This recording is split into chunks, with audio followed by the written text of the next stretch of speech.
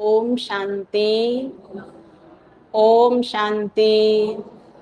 Good morning. आज प्यारे बाबा के 16 मई 2022 के मुरली के मधुर महावाक्य हैं। सार में बाबा ने कहा, मीठे बच्चे, तुम ईश्वरीय परिवार के हो। ईश्वरीय परिवार का ला है, नियम है, भाई भाई होकर रहना। ब्राह्मण कुल का ला है भाई बहन होकर रहना। इसलिए विकार की दृष्टि हो नहीं सकती। प्रश्न है, यह संगम युग कल्याणकारी युग है कैसे? इसी समय बाप अपने लाडले बच्चों के सन्मुख आते हैं और बाप टीचर सतगुरु का पार्ट अभी ही चलता है। और हमारे जीवन में ये 3 ही ऐसे रिश्ते हैं जिन रिश्तों में हमें सबसे ज्यादा प्राप्ति होती है। माता पिता, टीचर और सतगुरु, यही हमें रास्ता दिखाते हैं। तो आत्मा का भी बाबा, माता पिता, टीचर, सतगुरु हर बात से कल्याण करने आए हैं। इसलिए सतगुरु का ये आदेश है कि अब जीवन मुक्ति में जाना है, अर्थात जीवन को इन सर्व प्रकार के दुखों के बंधन से मुक्त कर सदा जीवन में आनंद स्वरूप समृद्धि और स्थिति और जीवन बनाने के लिए बच्चे आपको इस ला पे चलना है। हम आत्मा आत्मा भाई भाई हैं। ये एक ऐसा शुद्ध संकल्प है, अगर इस संकल्प को दृढ़ता के साथ अपना लिया जाए तो वहां शुद्ध प्रेम आ जाता है रिश्तों में, और शुद्ध प्रेम से घर परिवार में शांति और आनंद का वायुमंडल स्वतः बन जाता है। फिर कर्म इंद्रियों से किसी भी अल्पकाल के, थोड़ी देर के आनंद की इच्छा आत्मा जो गलती से जीवन में सब कुछ मान रही थी, उसे वो भूल जाती है। तो कल्याणकारी है ना बाबा। बाबा हमसे छुड़ाने कुछ भी नहीं आया है। जो हम छोड़ चुके हैं, हमारी अपनी जीवन की सबसे बड़ी प्राप्ति, आनंद स्वरूप की स्थिति, वही तो बाबा देने आए हैं। इसलिए बाबा कहते, बच्चे, मेरी मत से किसी भी मनुष्य का अकल्याण नहीं हो सकता है। जब तुम बच्चे बाप की न्यारी मत, हाँ है थोड़ी अलग, सबसे अलग, ऐसे तो कोई साधु भी ना बोले, संत भी ना बोले, पुजारी भी ना बोले, कोई महात्मा भी ना बोले कि पवित्र रहो, पवित्र नजर रखो। जो नरक को स्वर्ग बनाने की व सबको सदगति देने की मत है, ये न्यारी है। उस श्रीमत को जानते और उस पर तुम बच्चे चलते हो, जानते नहीं हो लेकिन मानते भी हो। प्रश्न है दूसरा, तुम्हारा सन्यास सतो प्रधान सन्यास है, गिरती अवस्था में आने वाला नहीं, एक जैसा रहने वाला। कैसे? सतो प्रधान हमारा सन्यास है। कैसे? कि मर्जी आई जब छोड़ दिया और मर्जी आई जब प्रयोग कर लिया, ये सन्यास तो है ना दुनिया वाले करते हैं। तुम बुद्धि से इस सारी पुरानी दुनिया को भूलते हो। तुम इस सन्यास में सिर्फ बाप और वर्षे को याद करते, पवित्र बनते और परहेज रखते, जिससे देवता बन जाते हो। उनका सन्यास, सन्यासियों का सन्यास कैसा है? हद का है। और बेहद का सन्यास उनका नहीं है, हमारा है। और हमारे भाने उनका भी भला। विश्व की सर्व आत्माओं को अगर हम सैल्वेज कर रही हैं, उनको बचा करके उनके मंजिल तक पहुंचा रही हैं। तो कभी भी बचाने वाला डूबने वाले के साथ डूबता है ना, डूबता नहीं है। तो हम ऐसे हैं। गीत है, भोलेनाथ से निराला कोई और नहीं, बिगड़ी को बनाने वाला कोई और नहीं है। ओम शांति।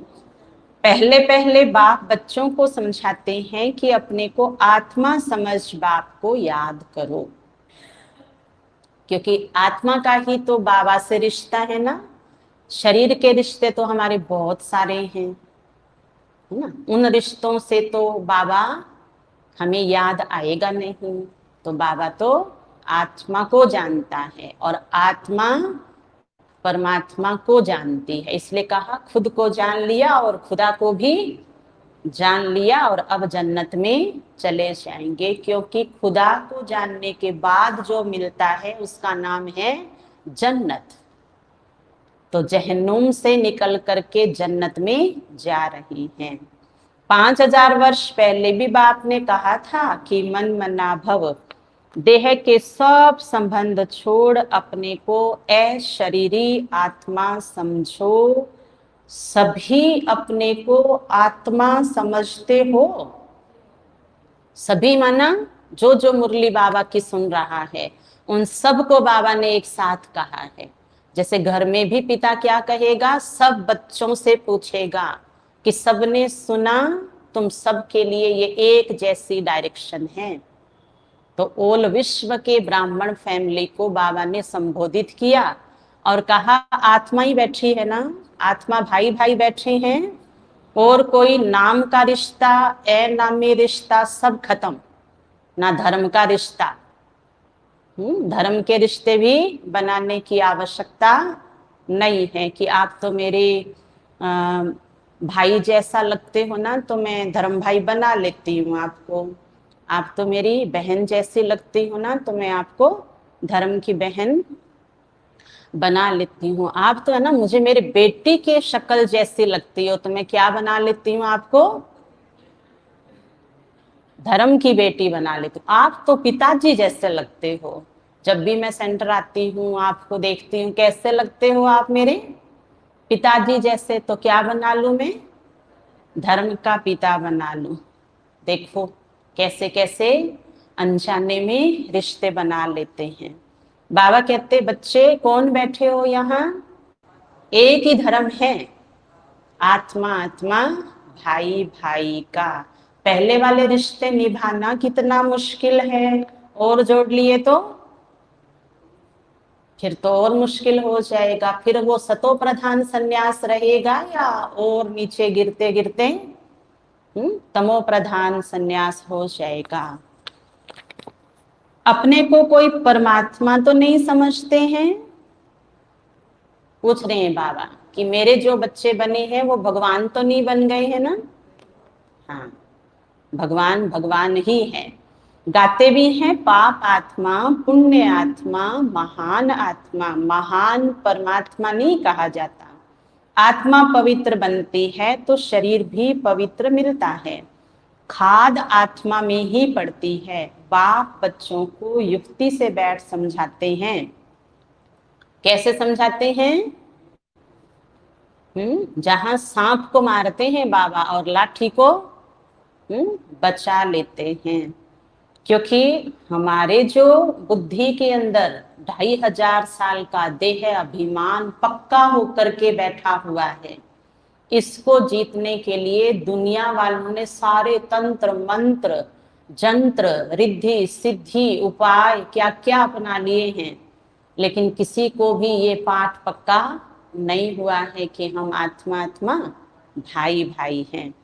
तो बाबा कहते तुम बच्चों को इस जीवन में समृद्धि स्वरूप बनाना ये मेरे लिए सरल नहीं है, तो मैंने युक्ति अपनाई है।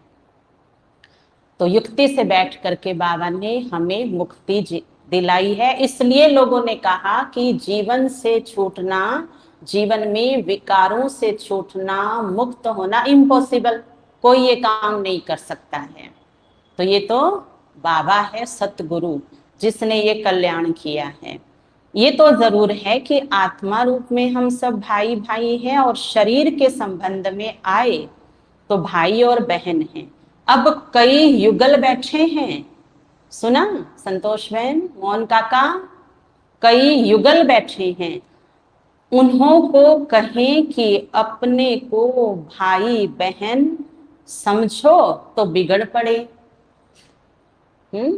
आप दोनों तो ज्ञान में चलते हैं ना, इसलिए आपकी तो आपस में कोई बात पर है ना बिगड़ती नहीं है ना। जीवन सुंदर पवित्र योगी जी रहे हैं। बाबा कहते उन दिनों में तो क्या है, कोर्स के बाद मुरली नहीं थी ना, कई ऐसे भी आ जाते थे। तो बाबा कहते आज तो कोई युगल आ जाए तो बहुत युक्ति से बताना पड़ता है। बाबा जैसा साफ साफ तो बोल नहीं सकते हैं, परंतु ये ला समझाया जाता है कि हम सब आत्माओं का बाप एक है, तो भाई भाई हो गए। फिर मनुष्य तन में आते हैं तो प्रजापिता ब्रह्मा द्वारा रचना रचते हैं, तो जरूर उनकी मुख वंशावली आपस में भाई बहन ठहरे। सब कहते भी हैं कि परम पिता परमात्मा बाप है ही स्वर्ग का रचयिता। हम उनके बच्चे हैं तो क्यों ना हम स्वर्ग के मालिक बने। परंतु स्वर्ग तो होता ही सतयुग में है। ऐसे नहीं है कि बाप कोई नई सृष्टि आकर रचते हैं। बाप तो आकर पुराने को नया बनाते हैं, अर्थात इस विश्व को बदलते हैं। तो जरूर बाप यहाँ आया है, भारत को स्वर्ग का वर्षा दिया है, उसका यादगार सोमनाथ का मंदिर सबसे बड़ा बनाया है। बरोबर भारत में एक देवी देवता धर्म था और कोई धर्म नहीं था, और सभी बाद में वृद्धि हुए हैं। तो जरूर बाकी सभी आत्माएं निर्वाण धाम में बाप के पास रहेगी। भारतवासी जीवन मुक्त थे, सूर्यवंशी घराने में थे, इसलिए कहीं भी चले जाओ हर एक धर्म को छोड़ के केवल देवता धर्म के ही सबूत, अवशेष, पुराने चित्र है ना देवता धर्म के मिलते हैं। अभी सुन रहे हैं ना इन दिनों में क्या चल रहा है, सेवा दुनिया समाचार पता है ना। तो जैसे जैसे ये स्थूल में कार्य होता जाएगा, वैसे वैसे चैतन्य में हम प्रकट हो जाएंगे। सबको पता चल जाएगा कि आदि सनातन देवी देवता धर्म प्राचीन ते प्राचीन है, और उसका प्रत्यक्ष सबूत ये है। बरोबर भारत में ये धर्म था, भारतवासी जीवन मुक्त स्थिति में रहते थे। जनक का मिसाल है कि उनको मिली जीवन मुक्ति सेकंड में। जीवन मुक्त सारे स्वर्ग को कहेंगे, फिर उसमें बाकी जिन्होंने जितनी मेहनत की उतना पद पाया। जीवन मुक्त तो सबको कहेंगे, तो जरूर मुक्ति जीवन मुक्ति दाता एक सतगुरु होना चाहिए, परंतु ये किसी को पता नहीं है। अभी तो सब माया के बंधन में है, इसलिए ना तो बंधन में बंधा हुआ सोच सकता है कि मुझे इससे मुक्त होना चाहिए, और जो मुक्त है उसको और नहीं बांधना है।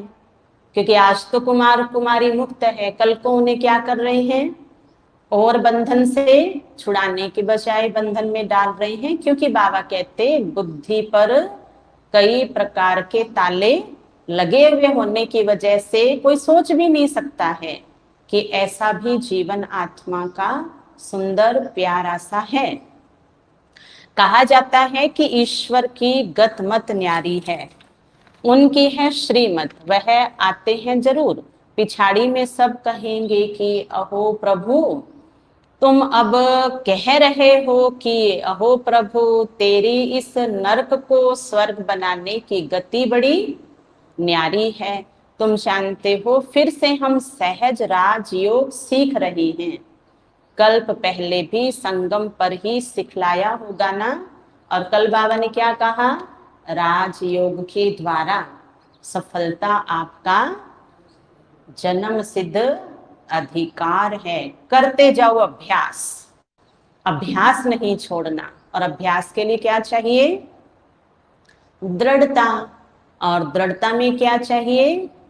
लगन। लगन की अग्नि चाहिए। बाबा खुद कहते हैं, लाडले बच्चों, मैं तुम बच्चों के ही सन्मुख आता हूं। वह सुप्रीम बाप भी है तो सुप्रीम टीचर भी है, नॉलेज देते हैं।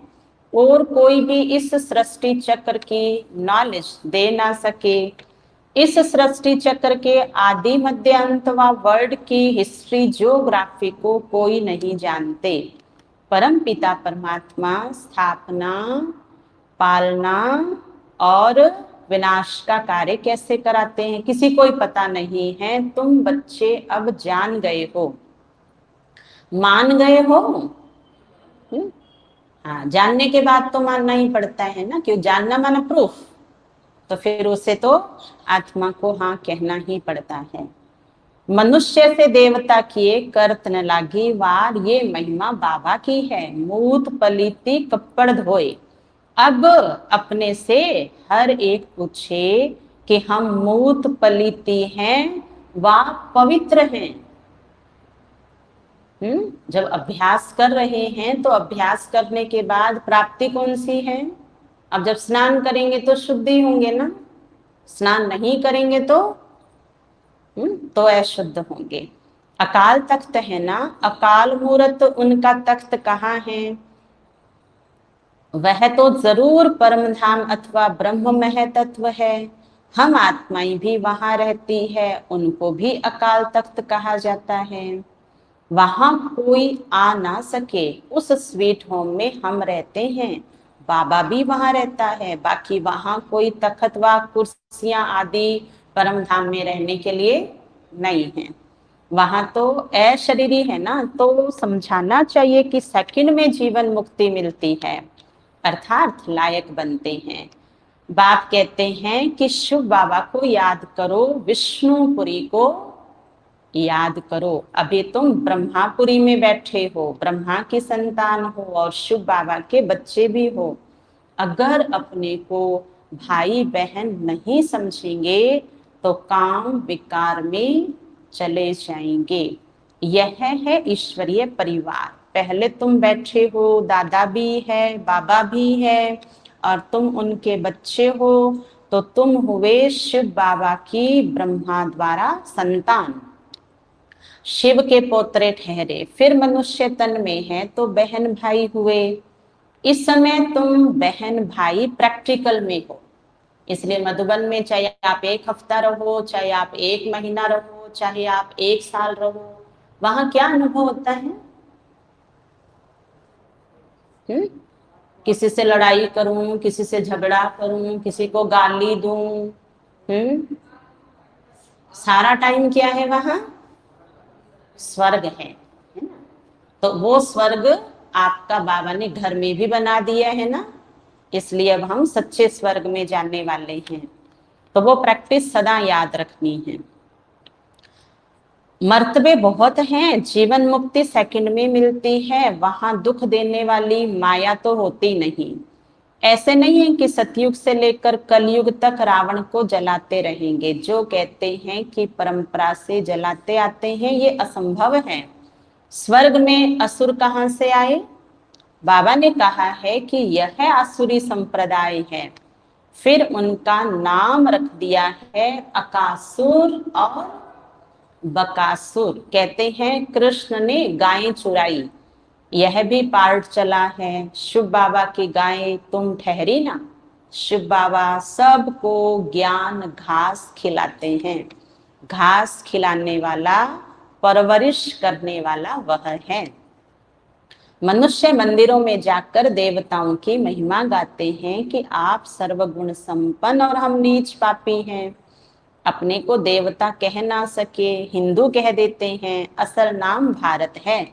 गीता में भी है, जब जब धर्म गलानी है तो मैं आता हूँ। गीता में हिंदुस्तान तो नहीं कहा है ना, कि जब जब धर्म गलानी है I am coming in Hindustan. क्या है नाम? भारत है। यह है भगवानोवाच। भगवान एक निराकार है जिसको सब जानते हैं। स्वर्ग में है सब दैवी गुण वाले मनुष्य, उन्हों को ही 84 जन्म लेने हैं। तो जरूर स्वर्ग से नरक में आएंगे, आपे ही पूज्य आपे ही पुजारी। उनका भी अर्थ होगा ना, नंबर 1 पूज्य श्री कृष्ण है। किशोर अवस्था को सतो प्रधान कहा जाता है, बाल अवस्था को सतो, युवा है रजो, वृद्ध है तमो। कहां पे? हम्म,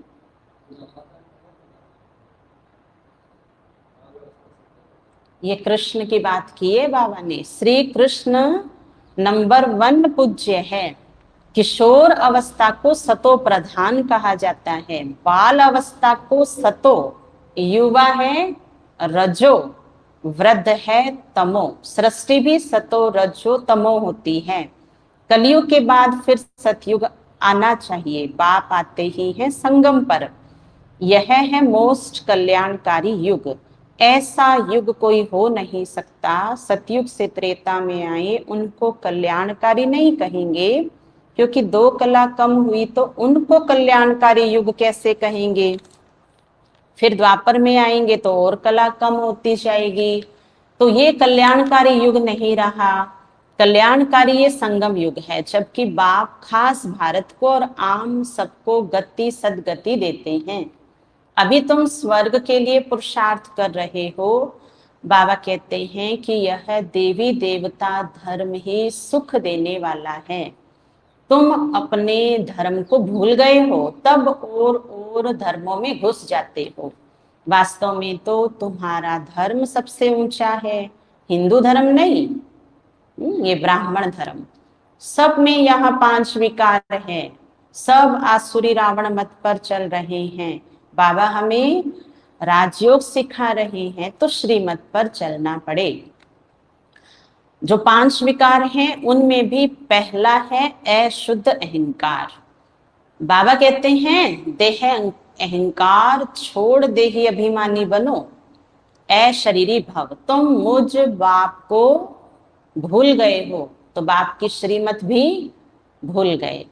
यह भी भूल भुलैया का खेल था। कब तक? जब तक बाबा ने गाइड करके किनारे पर नहीं लाया था। अब तो बाबा ने संगम पर लाया है।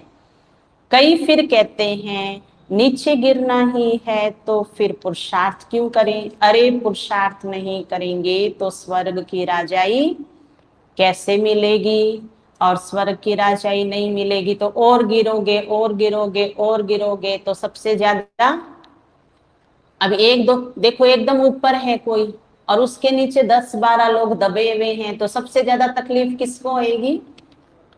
एकदम नीचे वाले को। तो बाबा कहते बच्चे अगर जान लिया और जान करके फिर नहीं मान रहे हो तो तुम्हारे ऊपर नहीं मानने का बोझ इतना आ जाएगा कि जिस वजह से तुम कभी भी अपना कोई भी जन्म सुख से कैसे जी पाओगे।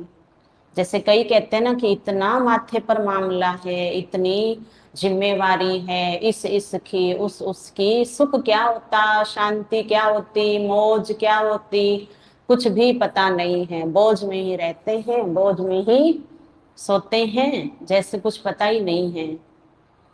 ऐसे भी जीवन जी रहे हैं। तो बाबा कहते बच्चे करना ही कराना है। अरे पुरुषार्थ करेंगे तो स्वर्ग की राजाई मिलेगी।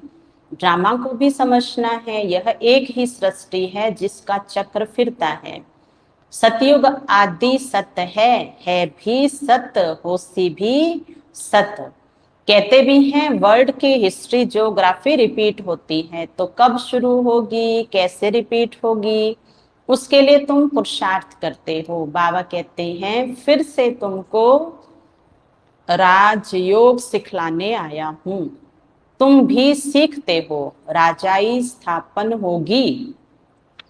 बाबा कहते हैं फिर से तुमको राजयोग सिखाकर सतयुग में ले जाऊंगा। यादव कौरव खत्म हो गए और जय जयकार हो गई। देखो बाबा ने तो क्या कहा, यहाँ तो शुरू हुआ है और बाबा क्या कह रहे हैं, मैं क्या देख रहा हूं मेरी नजरों से, तुम जरा बच्चे मेरी नजर से देखो, मेरी नजर में देखो। तुम वहां राज कर रहे हो, पुष्पक विमानों में घूम रहे हो। घूम रहे हो क्या? कौन से चक्कर में घूम रहे हो? पुष्पक विमान में। एक होता है चक्कर में घूमना, उल्टा चक्र, और एक होता है स्वदर्शन चक्र चलाकर पुष्पक विमान में घूमना। तो बाबा कहते यादव तो गए, कौन कह रहा है कि नहीं गए हैं? यूरोप वाले जानने वाले हैं। हाँ, हाँ जाएंगे। और कौरव भाई भी कह रहे हैं अब मरेंगे और मारेंगे। जिंदा रहने की बात किसकी है? जो मर चुके हैं वो ही जिंदा होंगे, लेकिन जो जिंदा है वो कहेगा कि अभी तो समय और चाहिए। फिर मुक्ति, जीवन मुक्ति के दरवाजे खुल जाते हैं, नहीं तो तब तक रास्ता बंद रहता है। जब लड़ाई लगती है तब ही गेट खुलता है। बाप आकर गाइड बन ले जाते हैं, लिबरेटर भी हैं, माया के फंदे से छुड़ाते हैं। जैसे कोई फंदे पर लटकने वाला है और उसको कोई बचा लेवे तो वो बाद में बहुत एहसान मानता है कि भाई आप ही थे उस समय, भगवान बन करके आए थे तो मुझे बचा लिया। तो बाबा कहते ऐसे ही आपको मैंने बचाया है। अब कैसा लग रहा है? अच्छा लग रहा है? हाँ। नहीं तो माया ऐसी है जो कई फंदे तैयार करती है, कई जाल बनाती है और उसमें हर जन्म भटकाती है। उसकी प्लानिंग भी जबरदस्त है। इसलिए प्लेन बुद्धि हो करके बाबा की श्रीमत का अच्छी तरह से पालन करना है। अच्छा, बाबा कहते मैं आकर के तुम बच्चों को इस अनेक प्रकार के दुख के माया के फंदे से छुड़ाता हूँ। गुरुओं की जंजीरों में तो बहुत फंसे हुए हैं। बहुत लोग डरते हैं कि कहाँ गुरु की आज्ञा ना मानी तो कुछ श्राप ना मिल जाए। अरे आज्ञा तो तुम मानते ही कहाँ हो। नाम का गुरु है, वह निर्विकारी पवित्र और तुम विकारी अपवित्र। गुरु में मनुष्यों की कितनी भावना रहती है, क्या करते हैं कुछ भी पता नहीं। भक्ति मार्ग का प्रभाव है। अब तुम समझो सयानु बने हो। तुम जानते हो कि ब्रह्मा विष्णु शंकर है सूक्ष्म वतनवासी। उसमें भी ब्रह्मा सो विष्णु का पार्ट यहाँ है। शंकर को यहाँ आने की दरकार नहीं है, क्योंकि विनाश करने के लिए कोई ज्ञान सुनाने की जरूरत नहीं है। और जो विनाश ही कराता है तो उसको आकर के पालना कराने के लिए, परवरिश देने के लिए, पिता और टीचर बन के गाइड करने की जरूरत नहीं है। तो बाबा कहते शंकर जी कोई काम यहाँ आकर के नहीं करते हैं। यहाँ है जगदम्बा, जगत पिता और तुम बच्चे। फिर इतनी भुजा वाली देवियां आदि कितना बैठ बनाते हैं, अथाह चित्र है। ये सब चित्र है भक्ति मार्ग के लिए। मनुष्य तो मनुष्य ही है। राधे कृष्ण आदि को भी चार भुजा दी है। दीपावली पर महालक्ष्मी की पूजा करते हैं तो उसमें 2 हाथ नारायण के हैं और 2 हाथ लक्ष्मी के हैं। वो अकेली 4 हाथ वाली नहीं है, वो इकट्ठा रूप है। और ये प्रवृत्ति मार्ग को दर्शाता है और कोई ऐसी वैसी बात नहीं है। अच्छा, काली की जीभ कैसी दिखलाते हैं? देखा है ना सबने?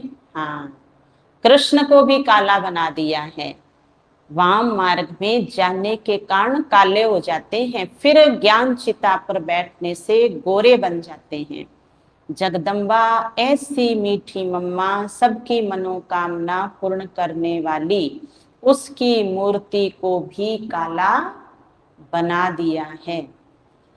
कहाँ जगदम्बा लक्ष्मी ना, पवित्र कुमारी, और कहाँ जीवन में विकार आए तो उसका कितना भयानक रूप। कितनी देवियां बनाते हैं, पूजा करके जाकर समुद्र में उनको डुबो देते हैं कि तुम्हारा किसी से यहाँ कोई नाता रिश्ता नहीं है, इसलिए रखो भी नहीं, बनाओ भी नहीं, और जो बने हुए हैं उसे मां बन करके निभाओ। तुम हो सागर की, और तुम्हें कहाँ जाना है? सागर से निकली हो और सागर में ही चले जाना है। कोई दो हाथ वाले के पीछे अपना समय दुख और अशांति में बिताने के बजाय सुख और शांति अपने वरदानी हस्तों से सबको देते जाना है। भक्ति मार्ग का बड़ा पेश हीर है, बहुत विस्तार है, कितने मंदिर हैं, कितने चित्र हैं, शास्त्र आदि हैं, बात मत पूछो। और अगर आप YouTube खोल करके बैठ जाओ ना, एक एक ही अगर मान्य मान्य जो प्रसिद्ध मंदिर हैं उनकी कहानी आप देखने लग जाओ, उनके ही आप भक्तों को देखो तो आपको बहुत अचंभा होगा, इतने प्रकार की भक्ति हो रही है, तरह तरह की, इतनी विचित्र विचित्र कि आप सोच भी नहीं सकते हैं। और अपने साउथ इंडिया के अंदर तो शादी शादी नहीं हो रही है, क्या हो रहा है वहां? एक एक शादी की रस्म में सारे ही भक्ति के नियम, बार बार हाथ जोड़ रहे हैं, बार बार तिलक लगा रहे हैं, बार बार देवी देवताओं का सिमरन। यहाँ अपने राजस्थान वाले भाई बहनों को, मतलब जो शादी करने जा रहे हैं, अगर उनको ये रीतियां कराई ना, वो तो थोड़ी सी रीति में ही अब और कितना बाकी है, अब और कितना बाकी है, इसके धोख लगा, इसके झुक, उसके झुक, अब और कितना बाकी है।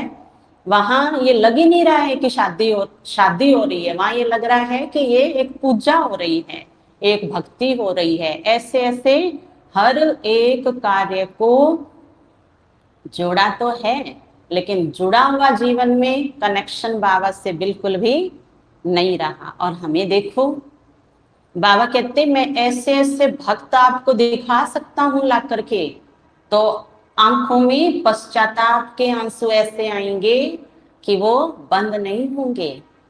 बाबा ने कहा मैं तुम्हारे सन्मुख आया हूं, मैं चाहूं तो उन्हें तुरंत अपना बना करके और उनको स्वर्ग का मालिक बना सकता हूं।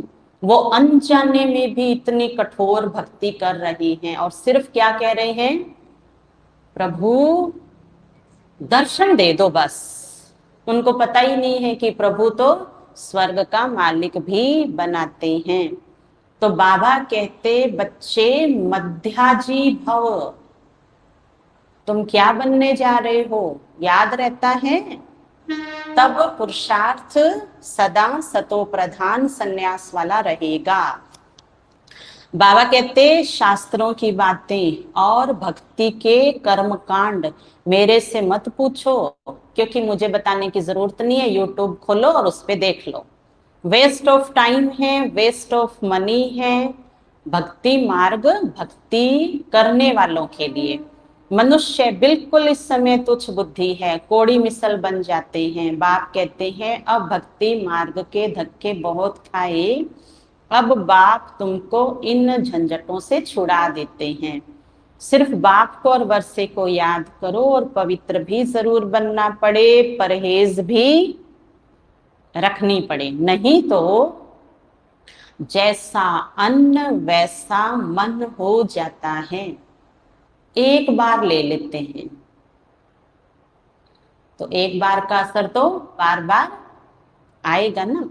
सन्यासियों को भी गृहस्थियों के पास जन्म लेना पड़ता है, वह है रजो प्रधान सन्यास, यह है सतो प्रधान सन्यास। तुम पुरानी दुनिया का सन्यास करते हो, उस सन्यास में भी कितना बल है। अभी देखो अपने शारदा माता जी को, वो कल सवामणि में जाके आए हैं, अपना भोजन का डिब्बा खुद साथ बना करके लेके गए हैं। ताली बजाओ उनके लिए। ऐसे कौन सी ताली है ये? अच्छे वाली ताली। हाँ, अन्न जैसा मन वैसा। तो आपका पूरा परिवार ज्ञान में चलता है ना, तो जब सबका आपको सहयोग है, इसका मतलब ये नहीं है कि आप लूज हैं, लूज नहीं है, आप फिर भी अपने धर्म का पालन करते हैं। प्रेसिडेंट भी गुरुओं के आगे माथा टेकते हैं। भारत पवित्र था उनकी महिमा गाई जाती है। भारतवासी सर्वगुण संपन्न थे, अभी तो संपूर्ण विकारी है। देवताओं के मंदिर में जाते हैं, नहीं तो क्यों जाएंगे? जो है वो बताने के लिए जाते हैं, और वो जो है वो उनको कहने के लिए जाते हैं कि अरे हम तो नहीं बन सकेंगे, तुम कौन हो? तुम कौन हो? तुम 16 कला संपन्न हो। बाबा कहते आप थोड़ी भक्ति करते हो, भक्ति कौन करते हैं? भक्ति तो भक्त करते हैं। तो वो हमें हमारी महिमा करके हमारा उमंग उत्साह बढ़ा रहे हैं। इधर बाबा लगा हुआ है, उधर भक्त लगे हुए हैं, फिर भी देखो आज भी बाबा ने वो बात वापिस कह दी कि तुम भाई बहन की नजर से नहीं रहते हो, तुम भाई भाई के दृष्टिकोण से नहीं रहते हो। वहां मुख पर कपड़ा बांध के मौन रह करके तुम्हारे लिए भोजन बना करके तुमको भोग लगाया जा रहा है, और पूरा शुद्ध खिलाया जा रहा है, टाइम पर खिलाया जा रहा है, पूरा साफ सफाई करके खिलाया जा रहा है। और तुम देखो थोड़ा सा ले लूं, थोड़ा सा लेते बहुत बड़े वाला पद फिर गया। हाँ, थोड़ा थोड़ा करके फिर पूरा आ जाएगा, क्योंकि अगले ने उसमें क्या भरा है? अगले ने अपना पूरा संकल्प भरा है। अच्छा, कौन समझते हैं कि मेरे अंदर इतनी ताकत है, मैं हर अशुद्ध भोजन को शुद्ध करके खा सकता हूँ, खा सकती हूँ? जरा हाथ उठाओ। एक भी नहीं उठा है, और उठ भी नहीं सकता है इस हिसाब से, है ना? बाबा कह रहे बच्चे अन्न का और मन का ध्यान रखो। सारी दुनिया आपको पूछती है, पूछती है, पूछना तो बाद की बात, पूछ पूछ के करते हैं। हे भगवान ये काम हो जाएगा ना? मैं जा रहा हूँ, ये काम जरूर हो जाना चाहिए।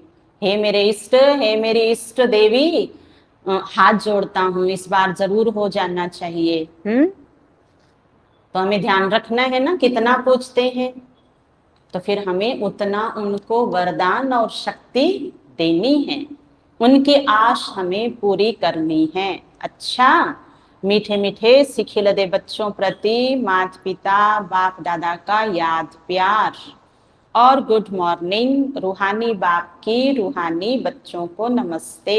हम रूहानी बच्चों की रूहानी बाप दादा को याद प्यार, गुड मॉर्निंग, नमस्ते नमस्ते नमस्ते। मेरे बाबा, मीठे बाबा, प्यारे बाबा, आपका शुक्रिया, बहुत बहुत शुक्रिया। धारणा के लिए सार, देह अहंकार को छोड़ देही अभिमानी बनना है, अशरीरी बनने का अभ्यास करना है, ड्रामा को यथार्थ रीति समझकर पुरुषार्थ करना है। ड्रामा में होगा तो करेंगे ऐसा सोचकर पुरुषार्थहीन नहीं बनना है। वरदान, संगम युग के महत्व को जान श्रेष्ठ प्रारब्ध बनाने वाले तीव्र पुरुषार्थी भव। संगम युग छोटा सा युग है, इस युग में ही बाप के साथ का अनुभव होता है। संगम का समय और यह जीवन दोनों ही हीरे तुल्य है। तो इतना महत्व जानते हुए एक सेकंड भी साथ को नहीं छोड़ना। सेकंड गया तो सेकंड नहीं, लेकिन बहुत कुछ गया। सारे कल्प की श्रेष्ठ प्रारब्ध जमा करने का ये युग है। अगर इस युग के महत्व को भी याद रखो तो तीव्र पुरुषार्थ द्वारा राज्य अधिकार प्राप्त कर लेंगे। स्लोगन है, सर्व को स्नेह और सहयोग देना ही विश्व सेवाधारी बनना है। अच्छा, ओम शांति।